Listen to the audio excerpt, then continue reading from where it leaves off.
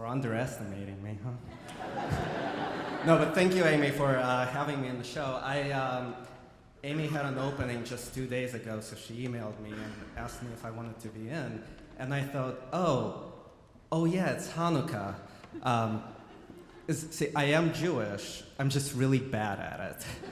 And my excuse is that I grew up in the Soviet Ukraine, and in the Soviet Ukraine, being Jewish was not really about culture or religion, it was about ethnicity. Basically, we were the people with dark hair all over our bodies. And there wasn't really any redeeming value in that hair either. Like, we didn't own any banks or media or anything like that. Not that you wanted to own Ukrainian banks, I'm just saying. But then when I moved to America, I finally discovered that there was value in being Jewish, specifically the birthright trip,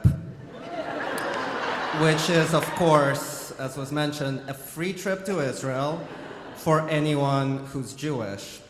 But the catch was that you have to pass a phone interview to prove, that you're Jewish, which I could anticipate being a challenge for me. But as bad as Jew as I was not going to pass up on the free trip. I'll let that one sink in.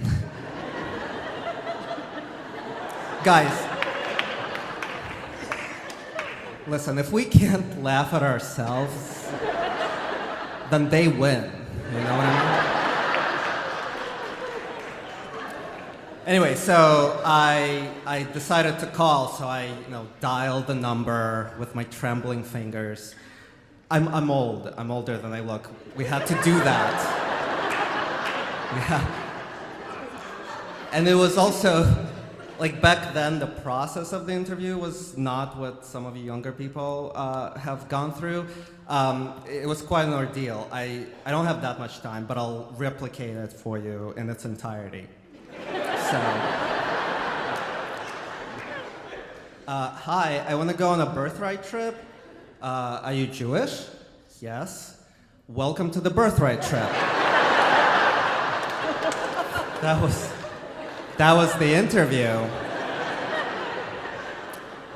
Like, they didn't ask any trick questions, like name one Jewish NFL player. Like, I know what you're thinking. I checked. Rex Grossman, not Jewish. It's weird. I had really high hopes for sexy Rexy.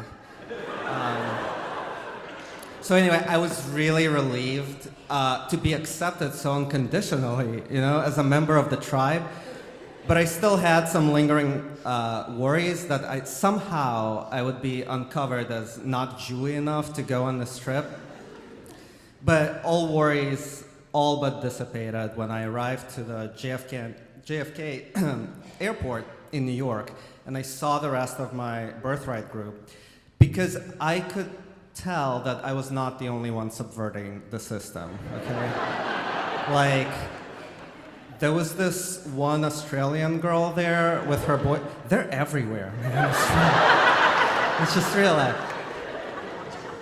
So, to me, the boyfriend looked clearly Jewish, so she had some Jewish in her, sometimes,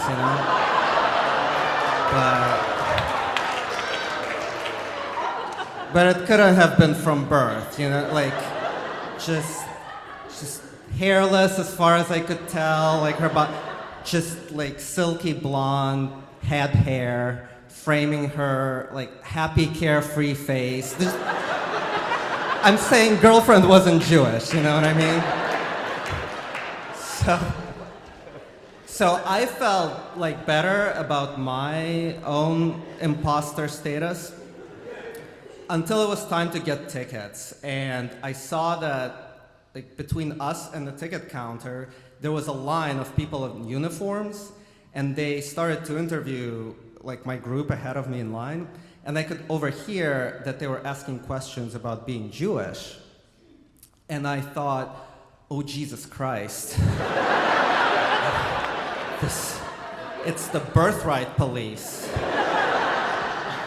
And like, they're gonna throw me and my new shiksa friend over here off this flight. Like, I felt the opposite of what Jews have felt for generations when confronted with people in uniform. You know, I felt a panic that they would think I was not Jewish.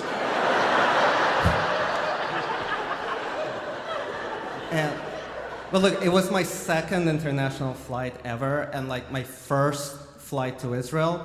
So clearly they were not the birthright police. As I found out after the events of the story have unfolded, they were the behavioral screeners.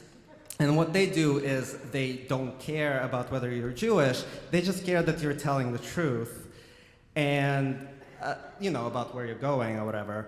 And the thing about them, these behavioral screeners, is panic is counterproductive when you're dealing.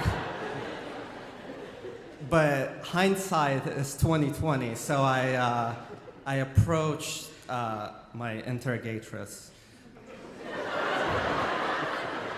panickedly, and it's a girl.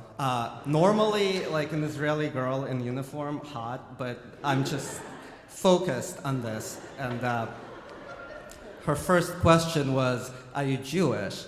So I was like, all right, okay, I've done this before. I can do this again. So I say yes, but it was a trap, because then she was like, oh, do you go to a synagogue? And I'm like, no. Do you speak Hebrew or Yiddish? No. Have you had a bar mitzvah? Like, nope. Meanwhile, the blonde chick to the left of me is like citing from the Torah. I'm like, come, great. Who could have thought? Gonna be the only person thrown off this plane. So I was like, okay, just steel yourself for what's to come. And in retrospect, the officer's probably thinking, all right, this guy is lying about being Jewish. He's probably Arab. What else is he lying about? Like a bomb? I don't know. So she keeps asking me these questions, and the next one she asks is, do you know why our people celebrate Hanukkah? Now, I am a bad Jew, but I'm a good American, okay? And as every good American, I have seen every single episode of Friends. Okay? Specifically, one of the Christmas episodes when Ross, who's Jewish, so he's trying to tell his son why our people celebrate Hanukkah. But the problem is that he gets interrupted every time, like when Chandler barges in dressed as Santa. You know, and so the only thing that he manages to convey to his son throughout the entire episode is this. There were these people called the Maccabees. So that's all I have.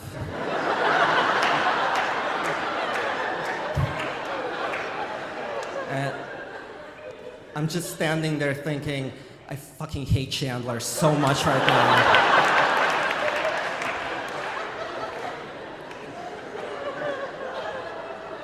But I will not let him ruin this for me. So I looked my tormentress straight in her eyes and I go, Maccabees? Just hoping that it's like a multiple choice type situation, you know? And so we're just standing there, staring at each other in silence for what feels like an eternity. Because clearly it was an essay prompt.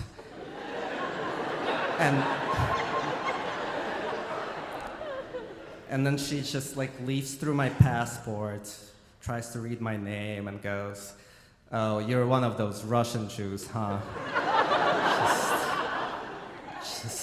Just make sure you learn something during this trip. Have a safe flight.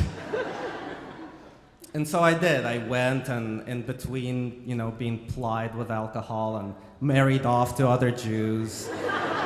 That's what birthright is, right? All about. I did manage to, learn the story of Hanukkah. And so when I wish you all happy Hanukkah, I think Ross would be proud of me. Thank you.